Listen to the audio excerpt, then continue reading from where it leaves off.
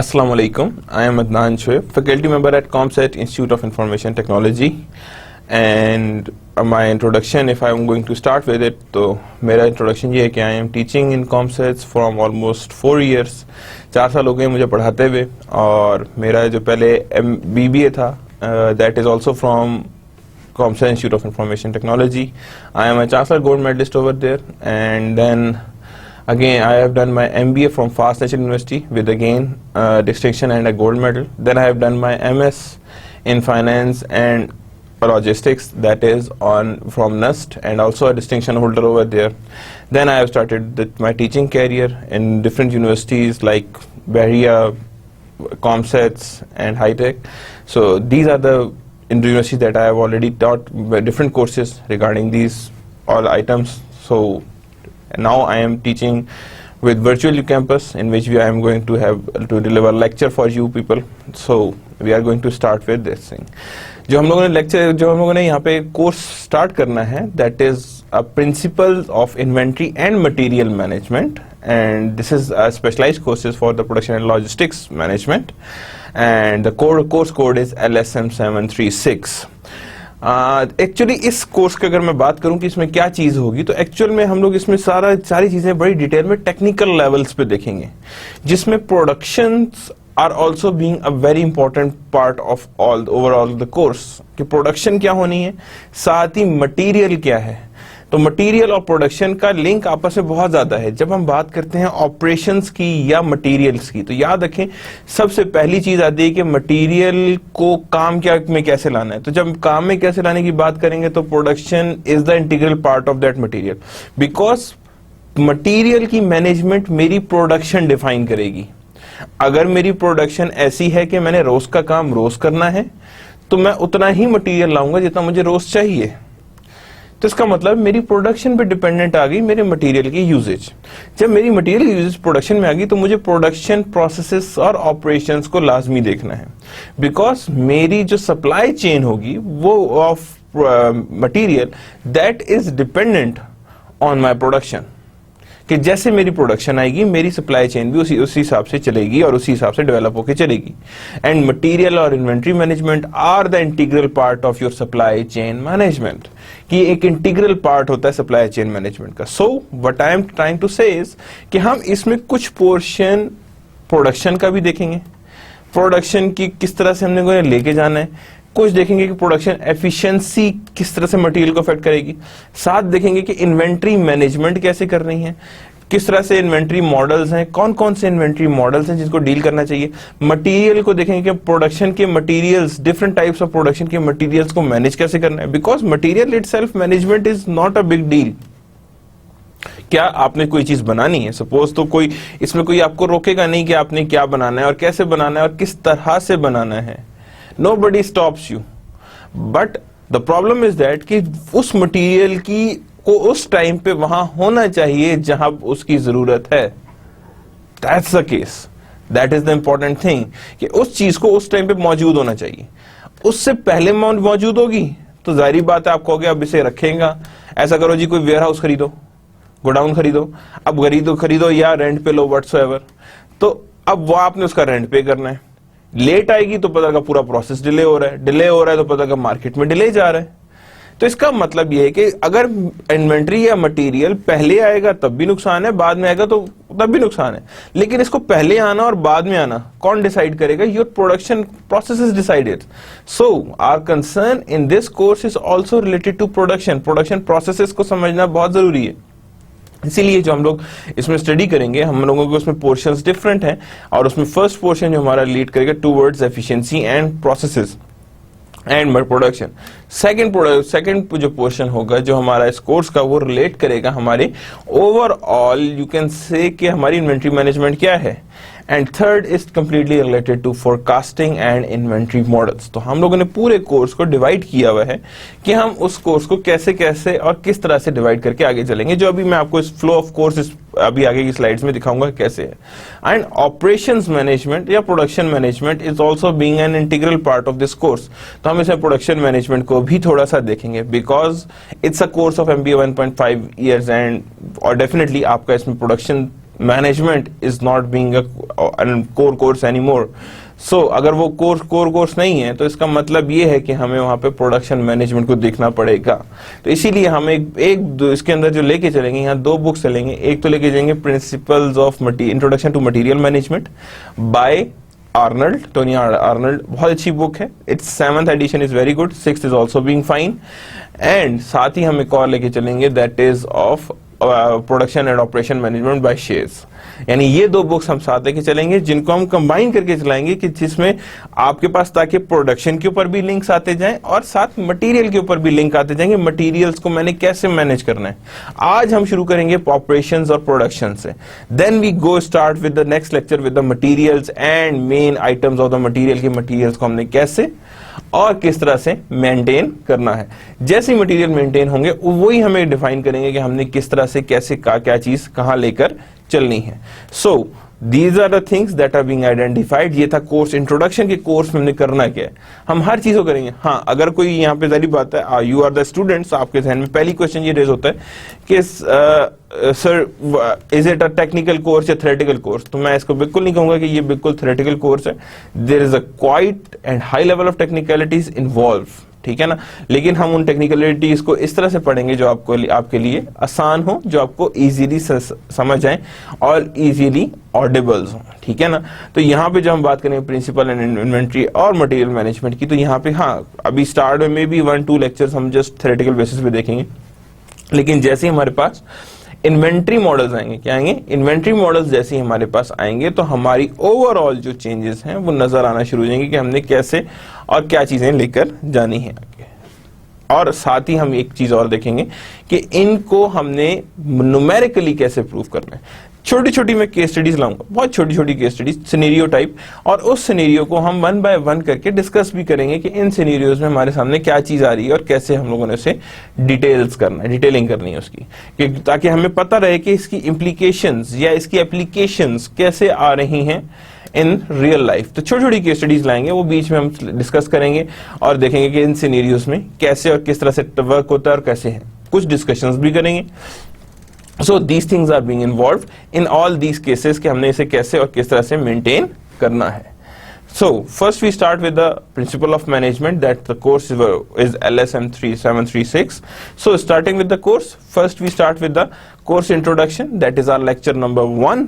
आज से course start हो रहा है. So first come first, we start with the course introduction. What will we do today? Normal case है. सुबह उठते ही आदि पहला क्वेश्चन रेज होता है, what will we do today. आज करना क्या है, क्या होना है, कैसे होना है, किस तरह से होना है. That is what will we do today. उसी के ऊपर हम लोगों ने सबसे पहली चीज देखनी कि आज हमारे पास चीजें क्या क्या करनी. पहली चीज जो आज मैं आपको बताऊंगा वो है कोर्स का ऑर्गेनाइजेशंस कैसी, किस तरह से कोर्स का स्ट्रक्चर है, क्या वेब बना हुआ है, कैसे कोर्स को हमने आइडेंटिफाई किया हुआ है.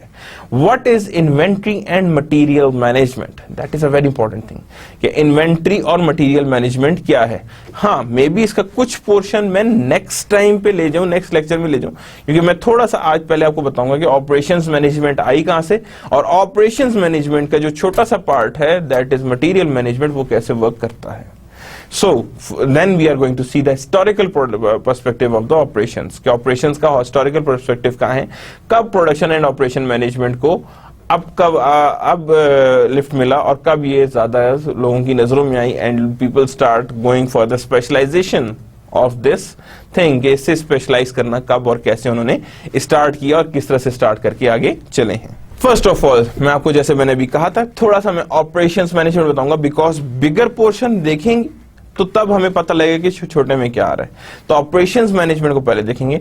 First thing comes with the business strategy, selecting markets to compete, level of investment, allocation of resources, functional area strategy, marketing, finance, production and operations.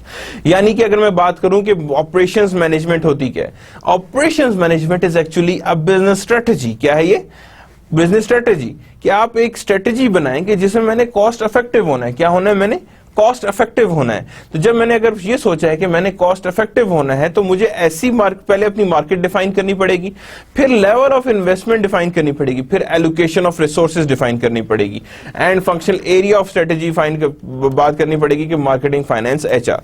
तो अगर मैं बात करूं यहां पे, तो that is the basic item. अगर मैं यहां पे बात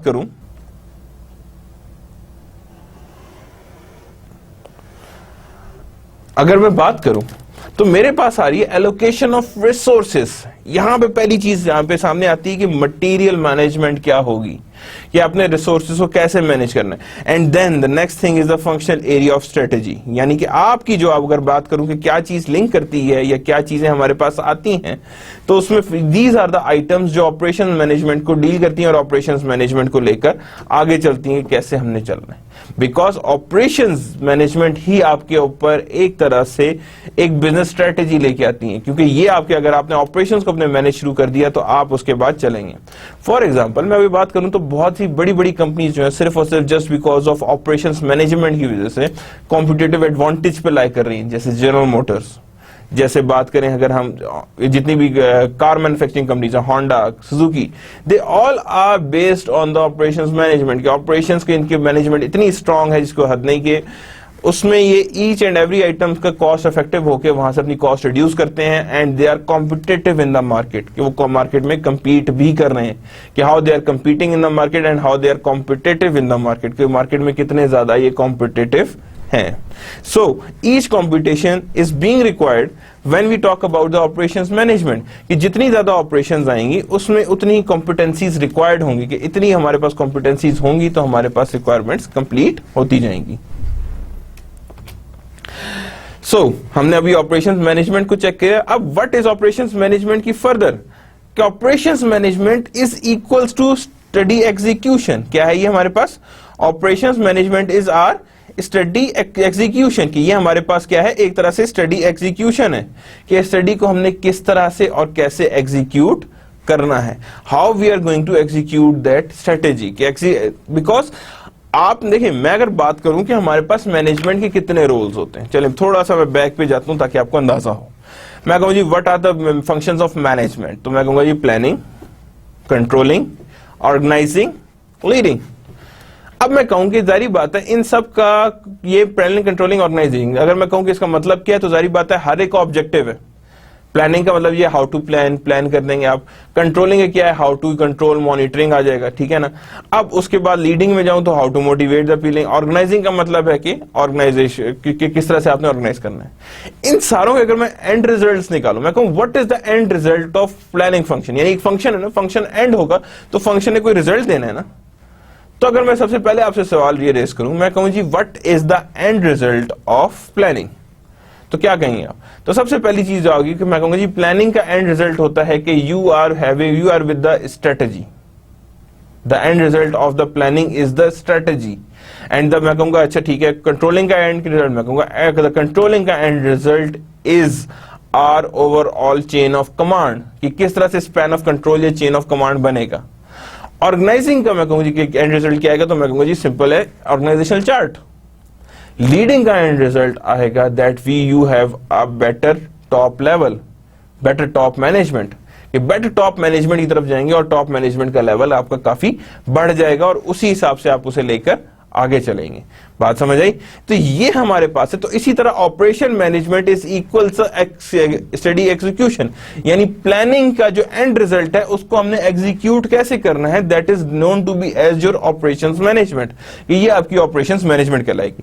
4 डायमेंशन है, नीचे आपको नजर आ रहा होगा, प्लेन बना हुआ है, quality, flexibility, time, cost. OM, designing, operating and improving the system that delivers firms primary products and services, यानी कि डिजाइन भी करना है, ऑपरेशंस एंड इंप्रूव भी करना है सिस्टम को, that delivers firms primary products and services. जिसका काम क्या हो कि फर्म्स की प्राइमरी प्रोडक्ट और सर्विसेज को इंप्रूव करे और उन्हें अच्छे तरीके से डिलीवर कराए, कि जितना ज्यादा वो इंप्रूव करेगा उतना ही वो उसे अच्छे तरीके से डिलीवर कर सकेंगे। How they are going to deliver it, तो means first come designing, then operating and improving, यानी ऑपरेट भी करना है, डिजाइन भी करना है, ऑपरेट भी करना है और इंप्रूवमेंट भी लेके आनी है।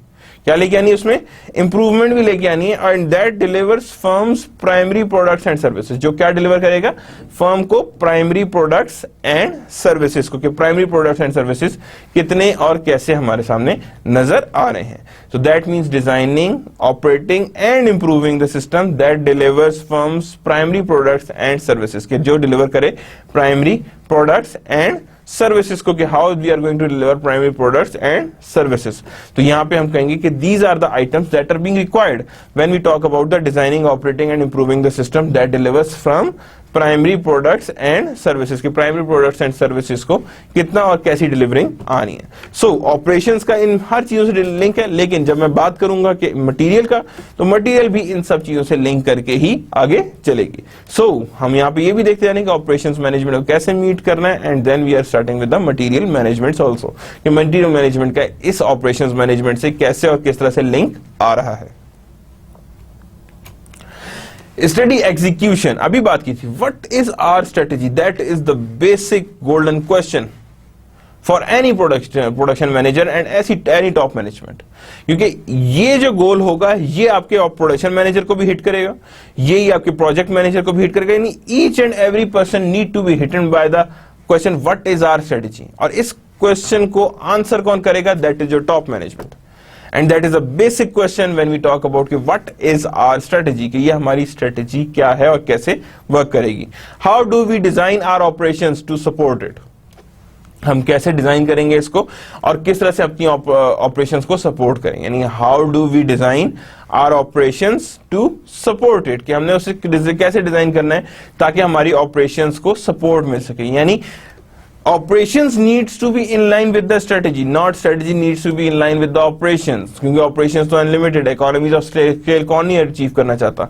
लेकिन जब हम बात करेंगे economy of scale की, तो that means how do we require it, हमने इसको कैसे और किस तरह से रिक्वायर करना है। And that is the basic again question, कि हमने इसको कैसे डिफाइन करना है। How do we design our operations to support it, कि हमने स्ट्रेटेजी के हिसाब से ऑपरेशंस डिफाइन करने हैं। फॉर एग्जाम्पल, आप कहते हो जी कि मेरी strategy, I want to maintain a monopoly in the market. Monopoly कैसे मेंटेन होगी? ऑब्वियसली आपको प्रोडक्शन अपनी लो करनी पड़ेगी। क्या करनी पड़ेगी? प्रोडक्शन अपनी लो करनी पड़ेगी, कम करनी पड़ेगी प्रोडक्शन।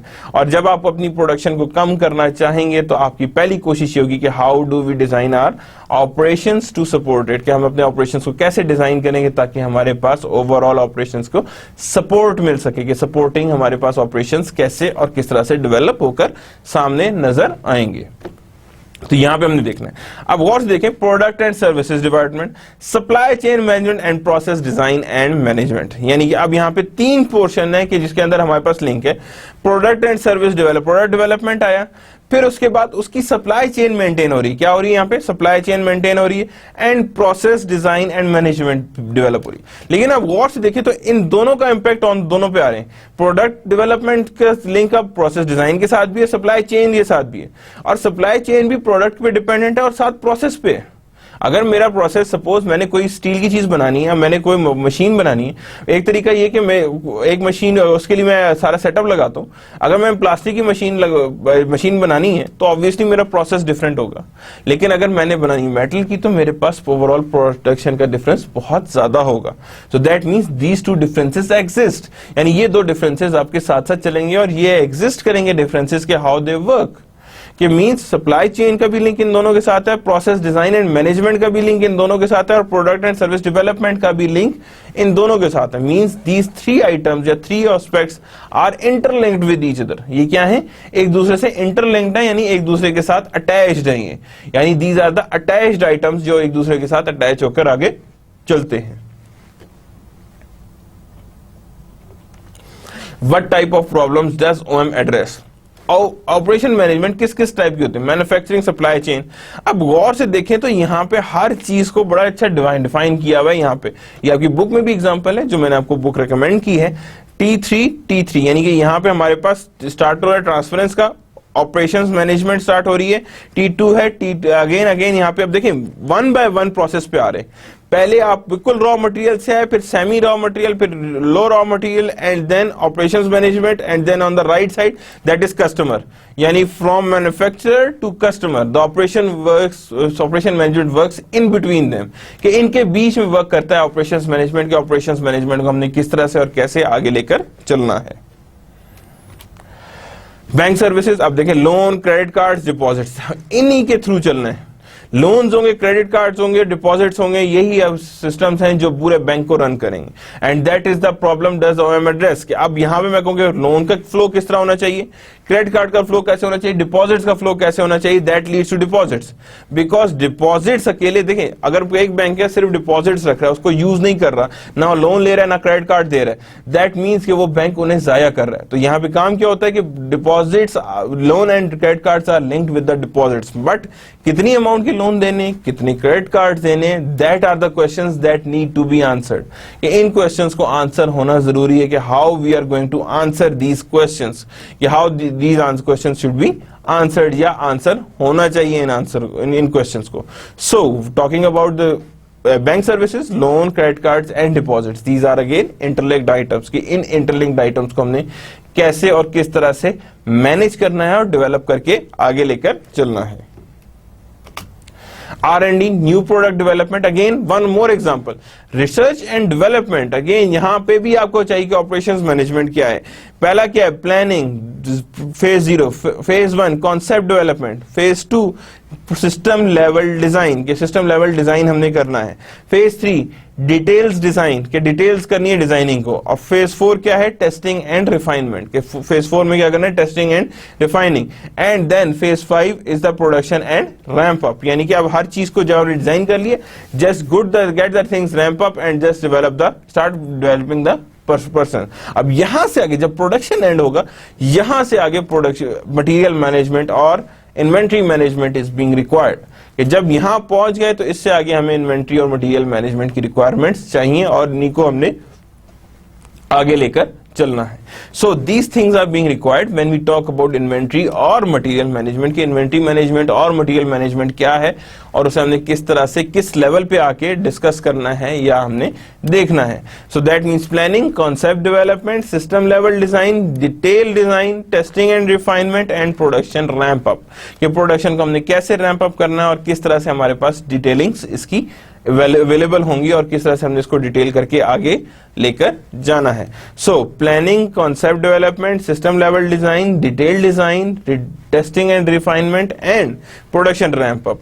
अब ये सब चीजें भी जो है अगेन जो भी इसके बाद आएगा, that is the case of operations management. इसके बाद शुरू हो जाएगी ये ऑपरेशंस मैनेजमेंट। हाँ जी, चीज बंद हो गई, एग्जीक्यूट कैसे करनी है। अगेन वही बात आती है कि स्ट्रेटेजी एग्जीक्यूट कैसे करनी है, किन बेसिस पे स्टडी को एग्जीक्यूट करना है, and that is the question that is being raised, कि इन सबको एग्जीक्यूट करेंगे तो हम कैसे आगे लेकर चलेंगे और किन बेसिस पे हम आगे लेकर चलेंगे।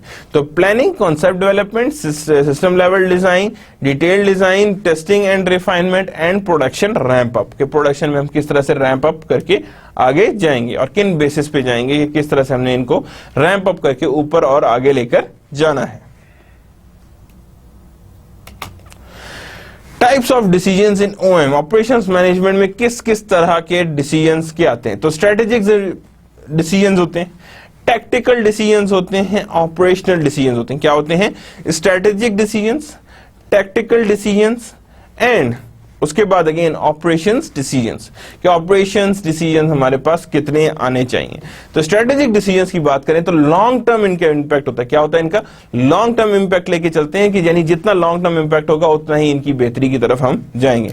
यानी strategies are being developed for the long run, यानी स्ट्रेटेजीज कोई शॉर्ट रन के लिए होती है, बल्कि क्या होती है, लॉन्ग रन के लिए डेवलप होती है और लॉन्ग रन के हिसाब से ही वो आगे लेकर चल रही होती है। Tactical decisions mid term impact, short impact, small impact आता है और उस हिसाब से उसे आगे लेकर हम चल रहे होते हैं। तो strategic decisions long run impact, tactical decisions short mid term impact, कि उनका मिड टर्म इंपैक्ट कैसे और किस तरह से हमारे पास आएगा।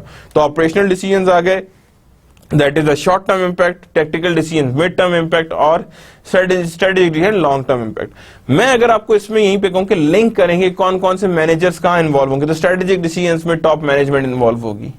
टेक्निकल डिसीजन में कौन होगा? Middle level production manager involve होगा, कि प्रोडक्शन मैनेजर को बताया जाएगा कि हाँ जी इतना प्रोड्यूस करो, इतना प्रोड्यूस ना करो, यानी how we are going to produce it, how we are going to develop it.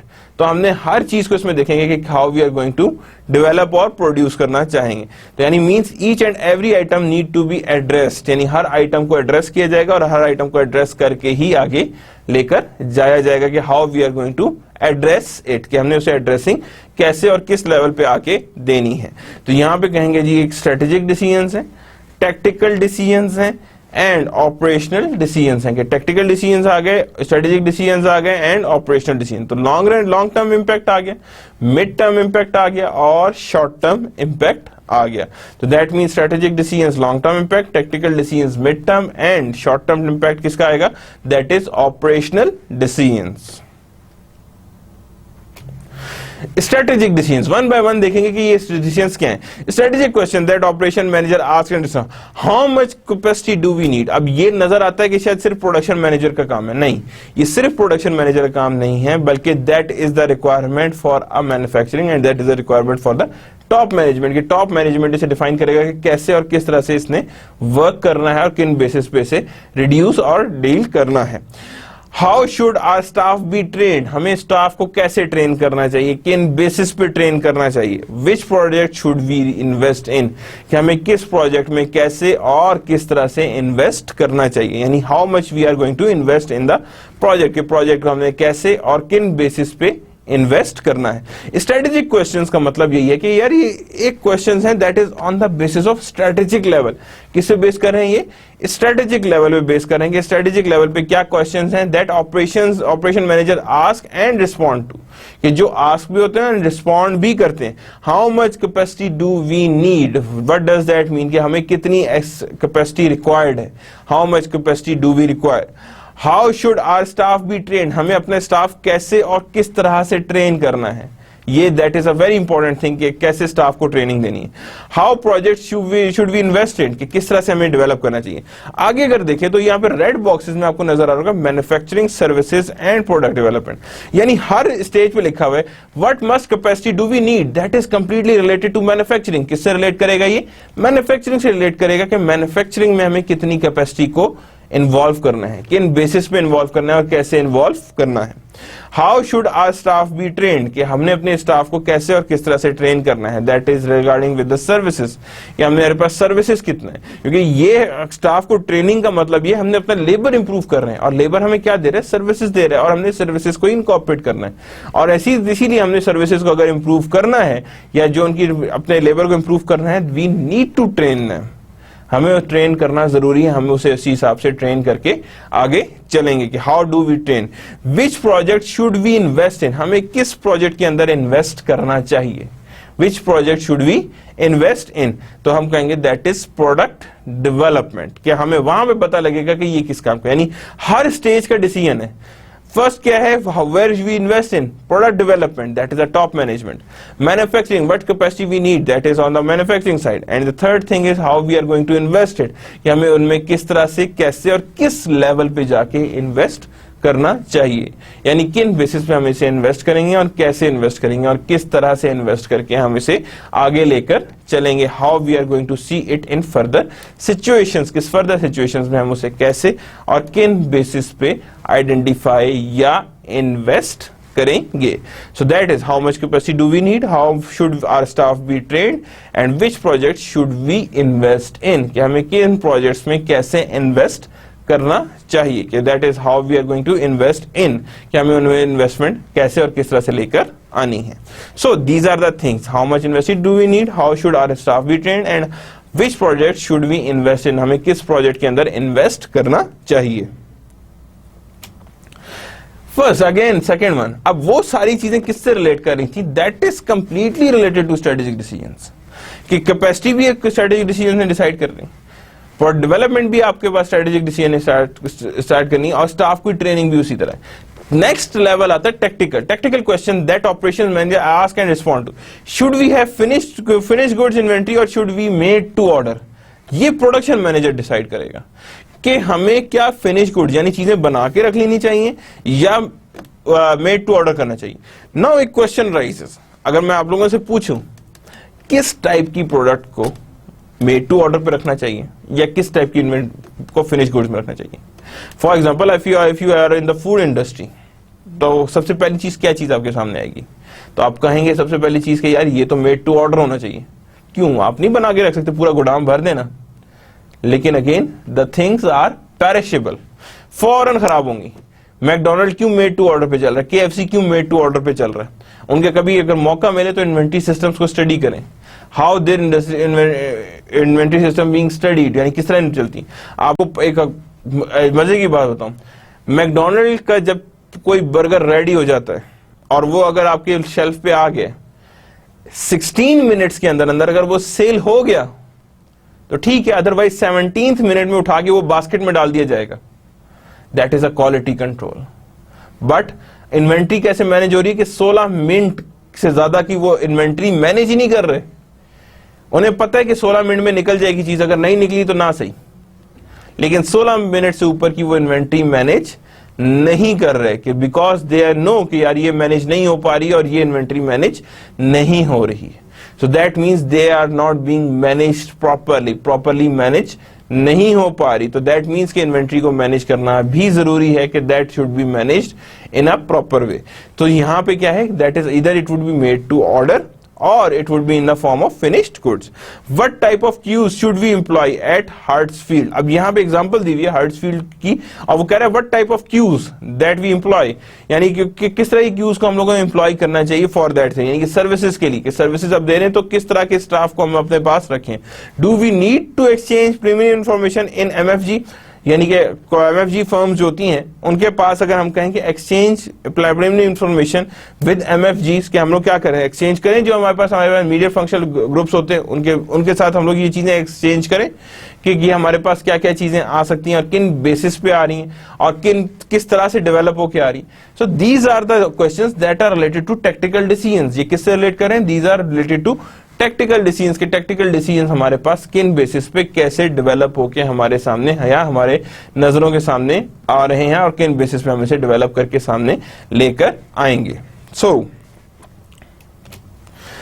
Next है ऑपरेशनल डिसीजंस। के ऑपरेशनल डिसीजंस को हमने किन बेसिस पे डिफाइन करना है, किस तरह से ऑपरेशनल डिसीजंस हमारे पास डिफाइन होके आएंगे, यानी how the operational decisions being define, कि हम उन्हें कैसे और किस तरह से डेवलप करके हमारे पास आएंगे। Operational questions that operation managers, अब यहां कौन आ गया, operations manager asked to respond which product get priority in front of product मशीनें, यानी अब अगर मशीन्स लगी हुई हैं कौन सी प्रोडक्ट पहले बनानी है कौन सी प्रोडक्ट बाद में बनानी है, बिकॉज सेम मशीन यूज होनी है हर प्रोडक्ट में। तो जब हर प्रोडक्ट में सेम मशीन यूज होनी है दैट मींस कि एक प्रोडक्ट में एक प्रोडक्शन में आपको गाइडेंस चाहिए फॉर मशीन्स कि कौन सा प्रोडक्ट मैं पहले बनाऊं, कौन सा प्रोडक्ट मैं बाद में बनाऊं, कौन सा प्रोडक्ट मैं कब बनाऊं। तो should first thing is that for the machine that is manufacturing. Second, should the services system FCFS or something else, यानी सर्विस सिस्टम किस तरह है, मैं कैसे बताऊं कि किन चीजों की सर्विसेज के ऊपर मैं ये क्या FCFS यानी फर्स्ट कम फर्स्ट बेसिस पे फर्स्ट कम फर्स्ट सर्व, यानी FCFS का मतलब अगर आपको नहीं समझ आ रहा that is first come first serve basis पे रखूं या कोई और मतलब रखूं, यानी क्या मैं ऐसे first come first serve basis पे रखूं या कोई और चीज लगाऊं। और मोस्ट ऑफ द टाइम आप ये भी देख रहे होते हैं जितने भी रेस्टोरेंट हैं या कोई भी चीज है वहां फर्स्ट कम फर्स्ट सर्व की बेसिस पे ही चीजें डिफाइन हो रही होती हैं, बिकॉज वही आपको गाइड कर रही होती है किधर पे कहां लेकर जा रहे हैं। With what is the critical path of the project, now that is the case कि क्रिटिकल पाथ क्या होता है। अगर आप लोगों ने प्रोजेक्ट मैनेजमेंट थोड़ी सी स्टडी की हो तो critical path means the longest time to complete a project is known to be as a critical path. अब वो हमें बताएगा कि कितना टाइम लगेगा इस प्रोजेक्ट को कंप्लीट होने में।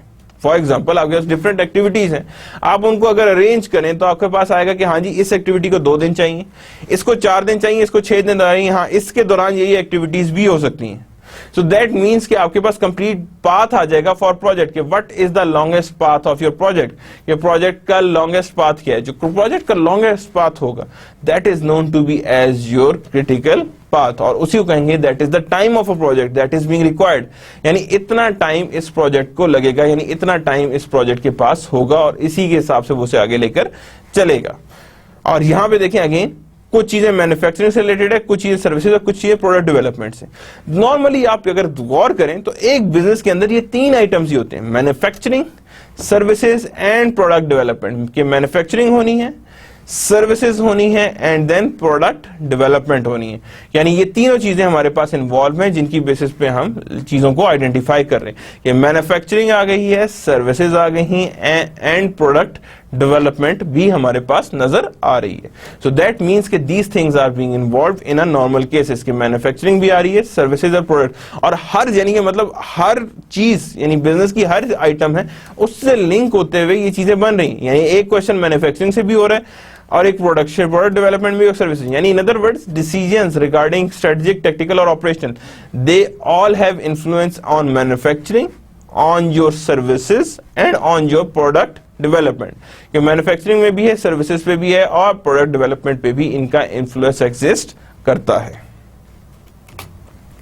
Goals of operations management. What is the goal of OM with respect to production and services and systems? कि क्या गोल है OM का? First goal, improve efficiency, and second one is the improving effectiveness, and third है increasing value. These are the main goal. और यही goals आपके इस time material management पे भी हैं कि आपने efficiency improve करनी है, कि ना लेट हो मटेरियल ना बहुत जल्दी है, बिकॉज दोनों केस में हमारे पास कॉस्ट बढ़ेगी, that increases our efficiency. Improving effectiveness, कि हमने लो कॉस्ट पे मटेरियल मैनेज करना है, that is effectiveness. And increasing value, and obviously in time चीज होगी, एक्यूरेट चीज होगी तो इंक्रीज ऑफ वैल्यू साथ साथ आएगी। So that is how we are managing it. Improve करनी हमने एफिशिएंसी, इंप्रूव करनी हमने इफेक्टिवनेस, और इंक्रीज करनी हमने क्या चीज, वैल्यू को इंक्रीज करना है, कि how we are going to increase the value. अगर मैं बात करूं what is the difference between efficiency and effectiveness, तो again one is towards doing the right thing and third one is the doing, यानी कि doing and the same direction, other one is the on the accuracy. यानी कि अगर मैं बात करूं efficiency तो इसका मतलब है you are on the right direction, but effectiveness is related to the accuracy, ये आपके पास accuracy भी जाते हैं। फॉर एग्जाम्पल मैं आपके सामने एक डार्ट रखता हूं और मैं आपको एक डार्ट बोर्ड रखता हूं और आपको देता हूं हाथ में डार्ट। होता कि अगर आप डार्ट क्या नाम है शूट करते हैं तो क्या होगा, स्ट्रेट जाके डार्ट बोर्ड पे लगेगा ना। जब डार्ट बोर्ड पे लग गया वो तो डार्ट बोर्ड पे कहीं भी लगेगा। इट्स योर एफिशिएंसी कि you have put it the dart on the board, but effectiveness तब होगी जब इट हिट्स अ बुल्सआई, कि वो किसको हिट करेगा, डायरेक्ट बुल्सआई सेंटर को हिट करेगा। सो that is the difference that exist between efficiency and effectiveness, कि एफिशिएंसी और इफेक्टिवनेस के अंदर ये डिफरेंसेस एग्जिस्ट करते हैं। दैट हाउ इट वर्क्स, ये एफिशिएंसी और इफेक्टिवनेस के बीच में डिफरेंस या वेरिएशंस एग्जिस्ट करती हैं, कि that is the variations.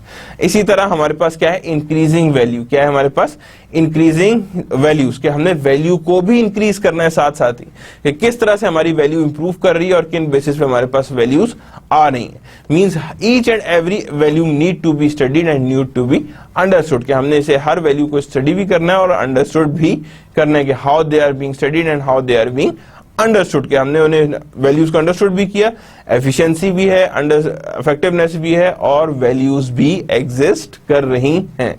So these are the basic goals of operations management and same with the material management. हम आज इसीलिए से डिस्कस करेंगे, वो ऑपरेशंस मैनेजमेंट समझ जाएंगी तो तब आपको पता लगेगा कि मटेरियल मैनेजमेंट क्या है। डायरेक्ट में अगर मटेरियल मैनेजमेंट शुरू करता है तो that is something very different, वहां फिर चीजें वेरी कर जाती हैं, किस तरह से हमारे पास क्या चीज आनी है। First, efficiency is doing something at lowest possible cost. That is, I am already telling you कि efficiency क्या है, कि lowest possible cost में कोई चीज कर रहे हैं। And the second one is the efficiency is doing appropriate thing to create value to organization. Accuracy, कि मेरा गोल क्या होना चाहिए, increasing of value of organization। अगर वो गोल को अचीव कर रही है my efficiency तो that efficiency is effective. That is the case. तो यहां पे ये डिफरेंस आता है। And the third one is the increasing value. Value equals to quality divided by price, कि जो क्वालिटी है डिवाइड बाय प्राइस, अगर वो जितनी हायर होगी तो हायर इज द वैल्यू। यानी if your quality is exceeding the price that means it has a increasing value. वो क्या है हमारे पास, वैल्यू इंक्रीजिंग है और वैल्यू उसमें इंक्रीज करके ही हमारे सामने आ रही है। तो value equals to quality divided by price, के क्वालिटी को किससे डिवाइड करने हैं, विद द प्राइस, के प्राइस से हम डिवाइड कर रहे हैं, these are the quality divided by price, के हमारे पास क्वालिटी भी आ रही है और साथ ही हमारे पास प्राइसिंग भी एग्जिस्ट कर रही है। So that means increasing of value, that is value equals to quality divided by price, के क्वालिटी भी है और उसे हम डिवाइड कर रहे हैं किससे, प्राइस से डिवाइड करने के। प्राइस से हमारे पास डिवीजन के बाद क्या आंसर कैसे और किस तरह से आना चाहिए। तो that is the case, that is known to be as a increasing value. अभी एक फार्मूला याद रखिएगा, क्वालिटी का अगर मैं आपको कोई यूनिट मेजर दे दूं तो you can easily identify the value, कि आपको उसमें पता लग जाएगा क्या वैल्यू और किस तरह से वो डेवलप होकर हमारे पास आगे चल रहा है। तो that is value equals to quality divided by price, कि क्वालिटी को डिवाइड किया हमने किससे, प्राइस से। Usually these things requires a trade off. Definitely मैं या तो ये नहीं कह सकते कि एफिशिएंसी भी और इफेक्टिवनेस साथ होगी, नहीं हो सकती है। वैल्यू भी इंक्रीज होगी, साथ नहीं होगी। इन तीनों के बीच में हमेशा ट्रेड ऑफ होता है। और यहीं पे हमारे पास मटेरियल मैनेजमेंट आती है कि हमारे पास जब गोल्स आ रहे हैं तो गोल्स में से किसकी इंपॉर्टेंस ज्यादा है। क्या मेरे पास जब मटेरियल मैनेज करना है तो लोग ये चाह रहे हैं लो कॉस्ट पे हो या हाई क्वालिटी हो, दोनों काम एक साथ होना बहुत डिफिकल्ट होता है। इसीलिए इसे कहते हैं that there is a trade off between them. तो मटेरियल अगर मेरे पास आ रहा है या इन्वेंट्री है मेरे पास, या तो मैं मटेरियल लो कॉस्ट लूंगा या हाई क्वालिटी लूंगा। अगर लो कॉस्ट लूंगा तो मुझे इसमें कॉस्ट बढ़ेगी बाय स्टोरेज, मैं पहले से लेने की कोशिश करूंगा और उसी हिसाब से मेरी इफेक्टिवनेस भी वेरिएट कर जाएगी। That means we have also increasing of values, के वैल्यूज भी इंक्रीज करेंगे और वैल्यूज इंक्रीज करके हमारे पास आगे तक जाएंगे। तो that means improving effectiveness and increasing of values की इंप्रूव करी होती है इफेक्टिवनेस और इंक्रीजिंग वैल्यू। तो इन तीनों गोल्स में ट्रेड ऑफ आ रहा होता है डिपेंडिंग ऑन योर प्रायोरिटीज। अगर ये इसी तरह इसी गोल्स को हम देखेंगे कि मटेरियल मैनेजमेंट में इन गोल्स का ट्रेड ऑफ कैसे है और वो ये ट्रेड ऑफ कैसे और किस तरह से आगे लेकर जाया जा सकता है। That is how we are going to improve the efficiency, how we are going to improve the effectiveness and how we are increasing the value. Means तीनों चीजों को कंकरेंटली हमने इंक्रीज कराना है। क्या कराना है? हमने इंक्रीज कराना है तीनों चीजों को कंकरेंट मैनर में, साथ साथ। तो जब हम इसे हर चीज को साथ साथ कंकरेंट मैनर में इंक्रीज कराना चाह रहे हैं तो देन वहां वो पॉसिबल नहीं है। There is some trade off that exist, ये ट्रेड ऑफ एग्जिस्ट कर रहा होता है और उस ट्रेड ऑफ को हमने देखना है कि ये ट्रेड ऑफ कैसे और किस तरह से वैल्यू कर रहा है और किन बेसिस पे कर रहा है। Value added of operations management. Operations management की कुछ एग्जांपल देखेंगे कि किन किन चीजों में क्या वैल्यू एडिशन ऑपरेट। देखिए ऑपरेशंस मैनेजमेंट इज नॉट मैं कहूं कि बिल्कुल ही कॉस्ट जीरो कॉस्ट मैनेजमेंट नहीं, it's something that improves the efficiency. और वही देखना है कि क्या एफिशिएंसी इंप्रूवमेंट लेके आती है ऑपरेशंस मैनेजमेंट और किस तरह से लेके आती है ऑपरेशंस मैनेजमेंट इंप्रूवमेंट में, यानी किस तरह से इंप्रूव होती है। Adverse financial impact on supply chain disruptions. अब ये क्या होता है कि अगर सप्लाई चेन टूटती है तो उसका हमेशा फाइनेंशियल इंपैक्ट एडवर्स आता है कि पता लगा जी आपके जो सप्लायर थे उसने डिले किया तो आपकी प्रोडक्शन डिले होगी, प्रोडक्शन डिले हुई तो आगे सप्लाई होलसेलर डिले हो गए, होलसेलर डिले हुए तो रिटेलर डिले हो गए, यानी each and every person being delayed. और इसका कंप्लीट पूरा कहते हैं ना कि बॉल बन के सामने आता है एज अ फाइनेंशियल इंपैक्ट और financial consequence what we can say, जो इसमें नजर आता है और उस फाइनेंशियल कॉन्सिक्वेंस को हम देखते हैं और वही फाइनेंशियल कॉन्सिक्वेंस हमारी सप्लाई चेन को डिसरप्ट कर रहा होता है, यानी disruption of supply chain leads to the financial impact. और अगर मटेरियल मैनेज नहीं हुआ है, और ये स्टार्ट कहां से हुआ था? मटेरियल मैनेज से। लेट हुआ है मटेरियल तो आपकी पूरी सप्लाई चेन डिसरप्ट हो जाती है, यानी सप्लाई चेन में डिसरप्शंस नजर आना शुरू हो जाती है। Study of 800 publicly traded firms over 10-year period in the year leading up to disruption, 107% drop in operating income return। यानी अब वो कह रहे हैं जो डिसरप्शन आती है सप्लाई चेन। अब देखिए मटेरियल मैनेजमेंट का इंपैक्ट कितना स्ट्रांग लेके आ रहा है। कह रहे 800 पब्लिकली ट्रेडेड फर्म्स को हमने जब स्टडी किया है तो हमारे पास आया 107% drop in operating income just because of material disruption और सप्लाई चेन डिसरप्शन के। सप्लाई चेन को हम डिसरप्ट कैसे और किस तरह से करेंगे। 114% drop in operating in return on sales, यानी 114% ड्रॉप आया है इन रिटर्न ऑन सेल्स पे। ये रिटर्न ऑन सेल्स भी 114% ड्रॉप कर गया। 93% drop in return on asset. कितना आया? 93% drop in return on asset की 93% ड्रॉप आया है रिटर्न ऑन एसेट में। 7% लोअर सेल्स ग्रोथ, यानी कि 7% क्या कर रहा है वो लोअर कर रहा है सेल्स ग्रोथ में। 11% ग्रोथ इन कॉस्ट, यानी 11% क्या कर रहा है growth in cost, I cost बढ़ रही है। And 14% growth in inventory. अब यहां पे देखिए तो कॉस्ट बढ़ रही है और जितने प्रॉफिटेबिलिटी मेजर्स हैं वो डिक्रीज कर रहे हैं just because of supply chain disruption, जिसका स्टार्ट कहां से हुआ था? मटेरियल मिसमैनेजमेंट से हुआ था, यानी या इन्वेंट्री मिसमैनेजमेंट से हुआ था। और इसी वजह से डिसरप्शंस आ रही हैं और डिसरप्शंस होके देखें क्या हुआ है कि यहां पे सारी की सारी डिसरप्ट होके वैल्यूएशंस वेरी कर रही। 33 to 40% lower stock returns relative to industry benchmark in period starting 1 year before and 2 years after disruption. Not only कि हम लोग कहेंगे फंडामेंटल्स इससे इफेक्ट हो रहे हैं economic, but stock returns effect भी आ रहे हैं, यानी स्टॉक रिटर्न्स भी इंपैक्ट हो रहा है और स्टॉक रिटर्न्स भी हमारे पास वेरी कर रहे हैं कि स्टॉक रिटर्न्स के भी आंसर्स हमारे पास वेरिएटेड या डिफरेंट आ रहे हैं।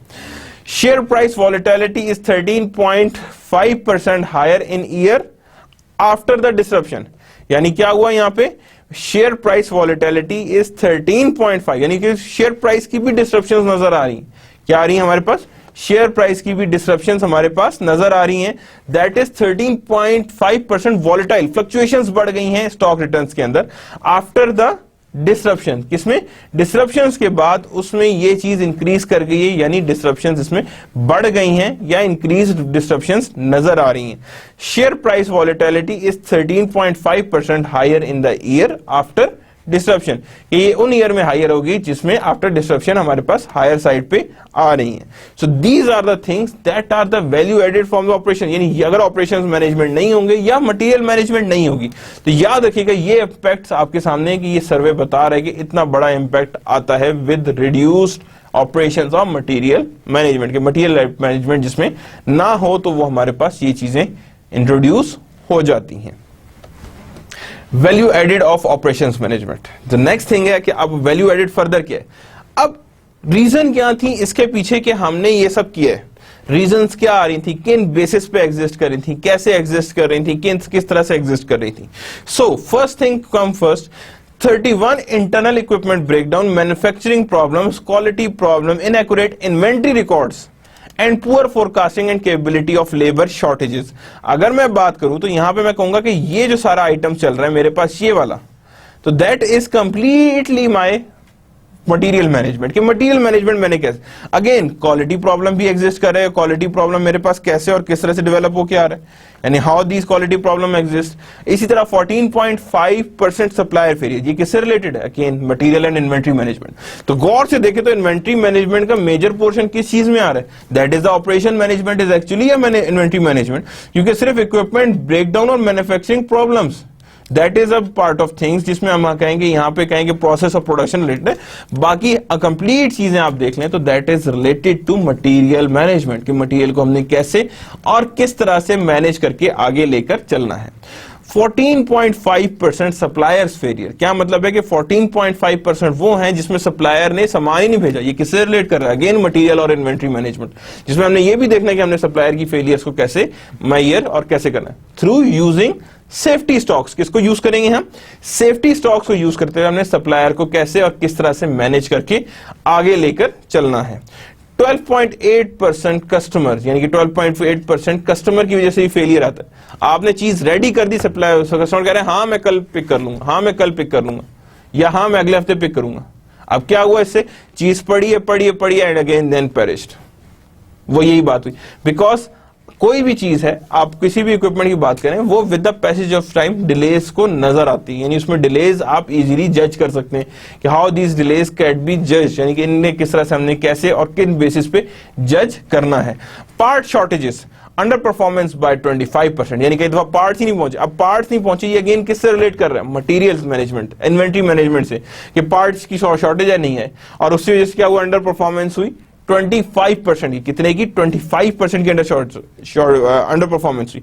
Median decreases in operating income of 31%, यानी कि मीडियन भी ऑपरेटिंग इनकम का डिक्रीज कर गया, कि कितना मटेरियल ऑपरेटिंग इनकम ऑफ 35% रह गया, यानी कितना हमारे पास रह गया और कितना हमारे पास मटेरियल मैनेजमेंट का फर्क नजर आ रहा है, यानी कि इतना हमारे पास ऑपरेटिंग इनकम का मीडियन भी गिर गया। सो आप ये देखें कि मैक्सिमम चीजें जो ऑपरेशंस मैनेजमेंट की लिंक कर रही है वो किससे करी है, मटेरियल मैनेजमेंट से डील कर रही है, इन्वेंट्री मैनेजमेंट से डील कर रही है। कि बेसिक थिंग अगर मैं बात करूं ऑपरेशंस मैनेजमेंट की या production management, that is regarding the material, because किसी भी ऑर्गेनाइजेशन के अंदर मटेरियल मैनेजमेंट की काफी कॉस्ट होती है, बिकॉज वेयर हाउस रेंटल्स कोई आसान नहीं है, सस्ते नहीं है, because they are being different. तो दैट मीन्स कि मटेरियल मैनेजमेंट या भी ऑपरेशंस मैनेजमेंट का एक पार्ट है, और उसी हिसाब से हम उसे आगे लेके चलें कि how this value add is being done, कि ऑपरेशंस मैनेजमेंट में कैसे और किस बेसिस पे हमारे पास वैल्यूएशंस नजर आ रही हैं और किस तरह से हम उसे आगे लेकर चलेंगे। So that means these are the reasons and these are the part shortages, के पार्ट शॉर्टेजेस कैसे हो रहे हैं, that is under performance by 25%, और ऑपरेटिंग इनकम भी रिड्यूस कर गई, कि ऑपरेटिंग इनकम भी हमारे पास रिडक्शन शो कर रही है, कितनी कितनी हमारे पास रिडक्शन या वैल्यू रिडक्शंस नजर आ रही हैं। What are operation management jobs like? You can have an interesting job, supply chain manager, quality manager, project manager, operations manager, plant manager, procurement manager, यानी these are the jobs that are being available for the operations management specialist. और यही होती है supply chain manager, material से relate कर रहे हैं, quality manager, plant manager, procurement manager. These are all the items that are related to operations management. और इसमें देखें आप 3 से 4 पोस्ट ऐसे जस्ट बिकॉज ऑफ इन्वेंट्री की मैनेजमेंट की वजह से कि आपको इन्वेंट्री किस टाइम आ रही है, कैसे आ रही है, किन बेसिस पे आ रही है, that you need to understand कि ये हमने कैसे और किस बेसिस पे एवेल्युएट किया हुआ है. तो these are the jobs that are being done. और अभी सिर्फ ये नहीं, आजकल तो प्रोडक्ट स्पेशलिस्ट भी आ रहे हैं, प्रोडक्शन स्पेशलिस्ट आ गए, इन्वेंट्री मैनेजर आ गए. तो these are who are them, these are again the part of operations management, जिसमें ये पता लगता है कि हाँ जी कौन क्या चीज और किस बेसिस पे मैनेज कर रहा है. Because inventory management is a broad concept, और उसको मैनेज करने के लिए या उनको फोरकास्ट करने के लिए हमारे पास चीजें रिक्वायर्ड होती हैं कि किन बेसिस पे क्या चीजें डिवाइस होनी चाहिए और किन बेसिस पे डिवाइस होनी. The OM area tech is the rank top 10 in US. और जारी बात है यूएस में, क्योंकि जारी बात है बुक हमारी वहां की है तो यूएस की एग्जांपल दी गई. पाकिस्तान में अभी ऑपरेशंस मैनेजमेंट एक इमर्जिंग फील्ड है, अभी ये टॉप पे नहीं है यहाँ, लेकिन डेफिनेटली टू सम एक्सटेंट इसने टॉप पे आना ही आना है. तो कहेंगे OM area at tech is ranked at the top 10 in the US and employers take it seriously. यानी कि that is the very important thing जब हम बात करेंगे ऑपरेशंस मैनेजमेंट की. किसकी बात करेंगे हम? ऑपरेशंस मैनेजमेंट की. तो that is on the top 10 areas में से एक एरिया ऑपरेशंस मैनेजमेंट भी है कि ये हमारे पास एक ऑपरेशंस मैनेजमेंट का एक एरिया है, और उस एरिया को हम आइडेंटिफाई करेंगे हमने किस तरह और किन बेसिस पे से डिसाइड या करना है और किस तरह से डिसाइड होके आगे जाना है. So that is the very emerging area in Pakistan also. Now moving towards some historical perspective. किसको देखेंगे आप? Historical perspective of operation management. कि आखिरकार operations management शुरू कहां से हुई और किन बेसिस पे स्टार्ट हुई और कौन लोगों ने इसे स्टार्ट किया और किस तरह से इसे स्टार्ट किया और क्या मोटिव्स बिहाइंड थे स्टार्टिंग के या इस स्टार्टिंग के पर्पसेस के. So we are going to see कि हमने इन मोटिव्स को कैसे और किस तरह से स्टार्ट किया और कैसे स्टार्ट किया. So that we are starting with the historical perspective. के हिस्टोरिकल पर्सपेक्टिव देखें, हर एक फील्ड का एक हिस्टोरिकल पर्सपेक्टिव होता है जिसमें ये फील्ड एक अमर्ज होकर सामने आती है कि ये हमारे पास ये फील्ड थी और इस फील्ड की बेसिस पे हमारे पास ये चीजें नजर आ रही हैं. सो यहां पे भी हम देखेंगे कि हिस्टोरिकल पर्सपेक्टिव क्या और कैसे नजर आ रहा है और किन बेसिस पे ये हिस्टोरिकल पर्सपेक्टिव सामने आ रहा है. तो यहां पे भी हम देखेंगे कि हिस्टोरिकल पर्सपेक्टिव में क्या क्या चीजें इन्वॉल्व है और किन बेसिस पे इन्वॉल्व हो रही हैं. First, introductory industrial revolution, textile manufacturing innovation, Jewett steam engine and the Smith free market. These are the milestones. अगर मैं बात करूं इंडस्ट्रियल रेवोल्यूशंस की जो यहाँ पे मैंने लिखे हैं, तो यहाँ पे ये माइलस्टोन्स थी जिसमें सबसे पहला क्या था? Textile manufacturing innovation, flying shuttle और स्पिनिंग जेनी. यानी पहले क्या था? हाथों से कपड़ा बुना जाता था. फर्स्ट टाइम फ्लाइंग शटल्स और स्पिनिंग जेनीज आएंगे जिसमें लोगों ने थ्रू मशीनरी वह कपड़े को बुनने की कोशिश की. And that is the first industrial revolution अगर मैं बात करूं. And that is far beyond its 1850 century. यानी 18th सेंचुरी का ये है कि जहां पे हम लोगों के पास ये चीज नजर आती है. जेवॉट स्टीम इंजन, फर्स्ट टाइम उस सेंचुरी में स्टीम इंजन हमारे पास आया जिसमें लेबर को सब्स्टिट्यूट किया किसने? मशीन ने. यानी first time the labour would be substituted by machine through that machine which be run by the steam engine, जिसका नाम ही था कि स्टीम इंजन है. तो यहाँ पे फर्स्ट टाइम सब्स्टिट्यूट हुई लेबर विद मशीन के साथ लेबर को सब्स्टिट्यूशंस दी गई और उस पे आगे चला गया. आई Smith free market, division of labour. कि लेबर उसने कहा था जी सारे लेबर पहले क्या करते थे? एक काम को लगे होते. उसने कहा नहीं, कुछ लेबर एक काम को लगे, कुछ एक लेबर एक काम को लगे, और जो जिसमें स्पेशलिस्ट है वो उस चीज को देखे, जो जिसमें स्पेशलिस्ट है वो इसको देखेगा कैसे हो रहा है. तो division of labour, free market would enhance quest for profit, specialisation could increase productivity. कि जो बंदा जिसमें स्पेशलिस्ट है वो उसी को जाके अटैच हो और वो उसी को जाके स्टडी करे और उसी को जाके अटैच होकर सामने लेकर आगे चले. So that means free market का मतलब क्या था? Division of labour with respect to specialisation that increases your profit. Because जो बंदा स्पेशलिस्ट है वो उससे ज्यादा एफिशिएंसी के साथ करेगा और जब एफिशिएंसी इंक्रीज करेगी तो डेफिनेटली प्रॉफिट भी इंक्रीज कर जाएगा. सो दैट मींस कि यहाँ पे इसका स्मिथ का फ्री मार्केट. तो ये 3 कॉन्सेप्ट थे जो फर्स्ट टाइम उस एरा या उस सेंचुरीज या उस डेकेड में नजर आए थे. First that is spinning jennies. अगर आपको मौका मिले तो कभी नेट पे सर्च कीजिएगा spinning jennies as old as the first one, तो आप हैरान रह जाएंगे. जो आजकल टेक्सटाइल मिल्स का मॉडल है that is not the new one, that is far behind to 18th century, कि वो उस टाइम पे ये बने थे और उस टाइम के ये आगे चल रहे हैं। इसी तरह स्टीम इंजन, अगर आपको कहीं मौका मिले तो स्टीम इंजन की जरूर पिक्चर देखिएगा कि जिसमें फर्स्ट टाइम लेबर्स की जगह लेबर्स को निकाला गया था और फर्स्ट टाइम मशीन्स ने उनकी जगह ली थी और कहा था कि machines can do much better job for as compare to the labour.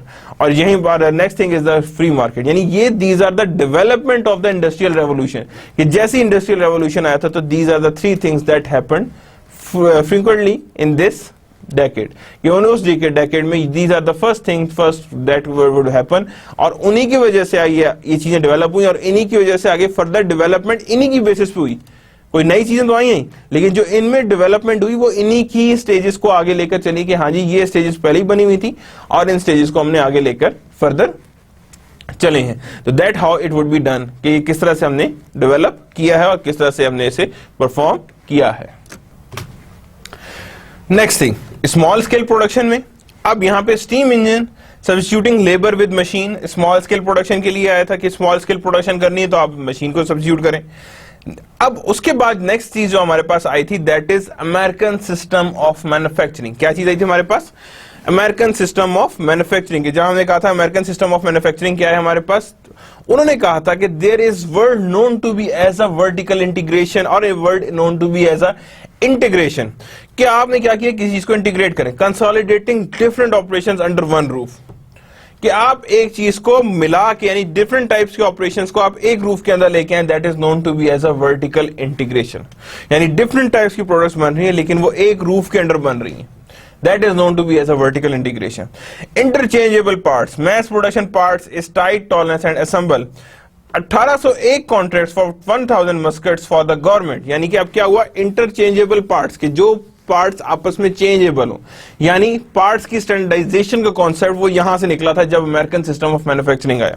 और उन्होंने कहा था कि अनस्किल्ड, उन्होंने वहां पे तो सिर्फ division of labour with specialised था, उसने कहा सिर्फ स्पेशलाइज्ड लेबर तो काम आएगा, लेकिन अमेरिकन ने कहा कि सिर्फ स्पेशलाइज्ड नहीं, अनस्किल्ड वर्कर भी हमारे काम का है और उस अनस्किल्ड वर्कर को हमने देखना है कि हमने उसे कैसे और किस तरह से यूज कर सकते हैं। And that is the American system जिसपे अमेरिकन आज भी वर्क करके कहां से कहां पहुंच रहे हैं। तो अनस्किल्ड वर्कर उन्होंने कहा जी जाया नहीं करना, अनस्किल्ड वर्कर को भी यूज करना है, वर्टिकल इंटीग्रेशन की तरफ आए, ताकि अब होता क्या है कि जब दो चीजें साथ बन रही तो मे बी कुछ चीजें एक चीज की दूसरी चीज जगह यूज हो रही हो, मे बी फर्स्ट का raw material is the others finish good और व्हाटसोएवर, यानी कहते हैं ना कि किसी की फिनिश गुड्स किसी का रॉ मटेरियल हो सकता है। तो वन रूफ के अंदर ये बहुत बड़ा बेनिफिट आता है कि जब आप इनको कंपैरिजन में ले आते हैं और जब कंपैरिजन में आते हैं तो ये इंटरचेंजेबल पार्ट्स होते हैं और इंटरचेंजेबल के साथ ही चल रहे होते हैं। So mass product parts to tight tolerance and assemble 1801 contracts for the 1000 muskets and unskilled worker need to be used. क्या अनस्किल्ड वर्कर को हमने यूज करना है। Second industrial revolution, that is 1910. Enterprise intense state 250 worker reliance on water power and local distribution center। यानी अब क्या हुआ, water power पे रिलायंस आई है और लोकल डिस्ट्रीब्यूशन सिस्टम्स पे रिलायंस आई है कि फर्स्ट ऑफ ऑल कि हमारे पास वाटर के थ्रू भी हम एनर्जी जनरेट कर सकते हैं और लोकल डिस्ट्रीब्यूशन यानी जो कहते हैं ना डिस्ट्रीब्यूशन नेटवर्क्स, वो यहां से कॉन्सेप्ट आया। Transportation innovation, rail roads first time वहां पे बिल्ड गई वेस्टर्न वर्ल्ड में कि रेल्स बनना हुई, रेल रोड्स डेवलप हुई हैं। देन उसके बाद communication innovation, the telegraph is establish, यानी फर्स्ट टाइम जो कम्युनिकेशन के लिए टेलीग्राफ बनाया गया वो दैट इज ऑन द 1910, यानी उनकी इतनी पुरानी हिस्ट्री टेलीग्राफ की। Big retailers come to the power. Sears Roebuck sales so 38 million in 10 years। यानी अब क्या हुआ, बिग रिटेलर सामने आए कि रिटेलर्स को हमने क्या, यानी ये चीजें अब किससे रिलेट करी, टुवर्ड्स सप्लाई चेन, किससे डील कर रही है ये, टुवर्ड्स सप्लाई चेन, के सप्लाई चेन को हमने कैसे और किन बेसिस पे डेवलप करना है। Mass production, the first vehicle arrives, Henry Ford start producing model T, यानी अब मैस प्रोडक्शन करके उन्होंने व्हीकल्स बनाना शुरू हुई जिसमें हेनरी फोर्ड का फर्स्ट टाइम आया मॉडल टी। यानी ये चीजें जो डेवलप हुई हैं that is behind 19th century, यानी ये चीजें 19th सेंचुरी में जिसमें आपने अल्टरनेट सोर्स ऑफ पावर भी निकाले, ट्रांसपोर्टेशन भी इंप्रूव की, कम्युनिकेशन चैनल्स भी इंप्रूव किए एंड मैस प्रोडक्शंस को भी आपने इंप्रूव करने की कोशिश की कि how we are going to improve the mass production, के मैस प्रोडक्शन कैसे और किस तरह से इंप्रूव हो सकती है और किन बेसिस पे इसे इंप्रूव करके हम इसे आगे ले जा सकते हैं। So that is known to be as a mass production and that is the model T. किसको कहा हमने, मॉडल टी है, यानी मॉडल टी की ये वैल्यूज में नजर आ रहा है। Again these are the items जो पहले जो हमने किया था, जो पहले प्रोडक्शन में थी, वो स्मॉल स्केल प्रोडक्शन को फॉलो कर रही थी। ये सब चीजें डेवलप हुई just to support a large scale production, because लोगों की डिमांड बढ़ रही थी, लोगों को चीजें चाहिए थी। So they start developing it a large scale production. And the other thing to develop the economies of scale. किसको डेवलप करना था? इकोनॉमीज ऑफ स्केल, क्योंकि इकोनॉमीज ऑफ स्केल हमारे पास डेवलप होंगी और वो हमें बताएंगी कि हमारे पास कहां पे और किन बेसिस पे चीजें डेवलप होकर सामने आएंगी। Then again 1910 to 1920 scientific method, यानी साइंटिफिक आई प्रिंसिपल। अब वो तो ने कहा जी इंडस्ट्रियल चीजें आ गई, उन्होंने कहा जी मैनेज करना शुरू करें। पहली बुक आई साइंटिफिक मैनेजमेंट की बाय फ्रेडरिक टेलर, जिसने 14 रूल्स दिए थे और related to management. Time and motion study, how do time do worker need to do task. अब यहां से हमारे पास फर्स्ट टाइम शुरू हुई टेलरिज्म एंड ऑपरेशंस मैनेजमेंट की। यहां से कहा गया कि ऑपरेशंस मैनेजमेंट के इंसेंटिव स्टार्ट हुए और ऑपरेशंस मैनेजमेंट यहां से आगे की तरफ चल पड़ी है कि किस तरह से है। Incentive, what is the best payment scheme. अब यहां पे सारी चीजें देखिए मैनेज करने की क्या पेमेंट स्कीम होनी चाहिए। Study how systems can be efficient, develop a set of principal that serves efficiency. Planning versus doing, यानी इन दोनों में डिफरेंस है, यानी किस तरह से हमने एफिशिएंसी को लेके आना है। And what is the difference between planning and doing. जो प्लान कर लिया, how to start with it, that is the important thing कि हमने उसे स्टार्ट किस तरह से और किन बेसिस पे करना है। तो that is known to be as our study how we are going to see the systems efficiency. यानी पहली दफा systems efficiency, time, durations and scientific management की बात हुई। That is known to be as a Taylorism. इसे क्या कहा जाता है? ये एरा जो था वो टेलरिज्म का था, यानी फर्स्ट टाइम टेलरिज्म के ऊपर बात की गई थी। And efficiency is the key. First era में स्मॉल स्केल प्रोडक्शन सपोर्ट थी, सेकंड में लार्ज स्केल, और यहां पे क्या है? एफिशिएंसी के ऊपर बात की गई थी। और नेक्स्ट जो चीज आएगी वो that is towards the optimality. Optimality को हम कैसे और किन बेसिस पे हम अचीव कर सकते हैं, यानी किस तरह से हमारे पास ऑप्टिमैलिटी अचीव हो सकती है। 1920 एंड 1930 टेलरिज्म स्प्रेड। अब टेलरिज्म वहां से शुरू हुआ था, एफिशिएंसी इंक्रीज हुई। Application of Taylor method, the Du Pont company first time जिसने टेलरिज्म को यूज किया था। More important of human element, study at Western Electric Harvard plant to understand ergonomics, the human element in manufacturing. के human capital का क्या role है in manufacturing, क्या अगर ह्यूमन कैपिटल को हम कंफर्ट देंगे तो क्या हमारी प्रोडक्शन इंप्रूव करेगी। That is that being the centre of discussion in this era, कि जिसमें कहा गया कि अब ऑपरेशंस को हमने मैनेज करना है। इन्वेस्टमेंट इन मैनेजमेंट एजुकेशन, के मैनेजमेंट की एजुकेशन में भी इन्वेस्टमेंट होनी चाहिए ताकि हमारे पास वर्कफोर्स अच्छी और सही डेवलप हो सके। बिटवीन 1914 एंड 1940 बी स्कूल्स यानी बिजनेस स्कूल्स ग्रूज अलॉट, यानी बिजनेस स्कूल्स फर्स्ट टाइम वहां पे शुरू हुए हैं, जिसमें हमारे पास बिजनेस स्कूल की डेवलपमेंट स्टार्ट हो गई।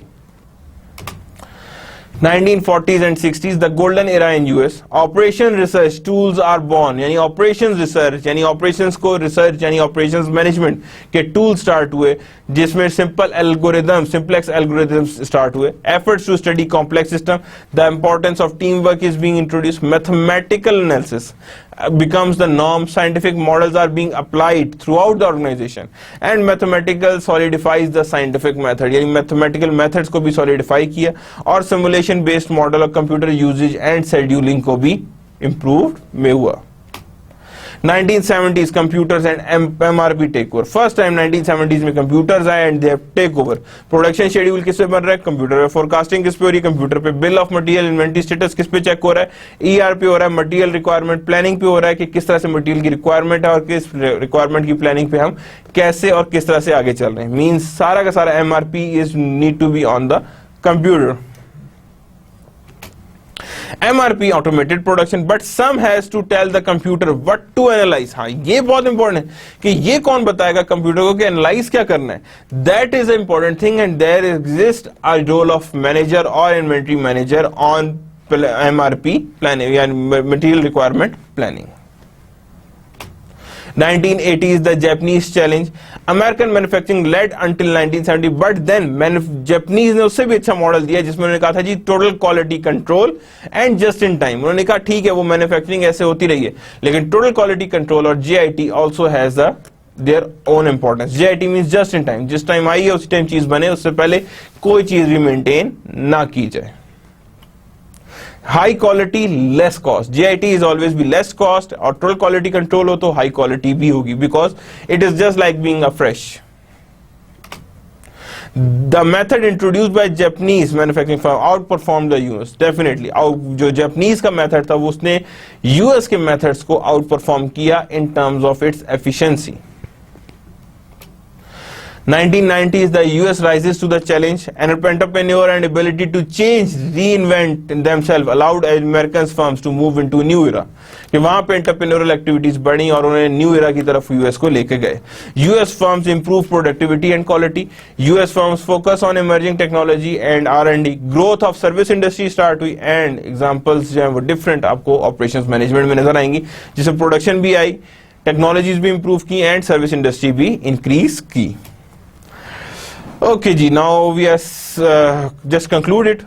Operation management is about of executing firm strategy. Operation core function of very business, जिसमें material management भी आता है.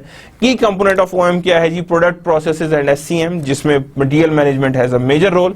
OM is important to everybody, everyday organization, everybody in the organization, यानी हर एक के लिए important है. OM involves strategic, tactical and operational decisions, and efficiency and effectiveness and value trade-off exist in operations management.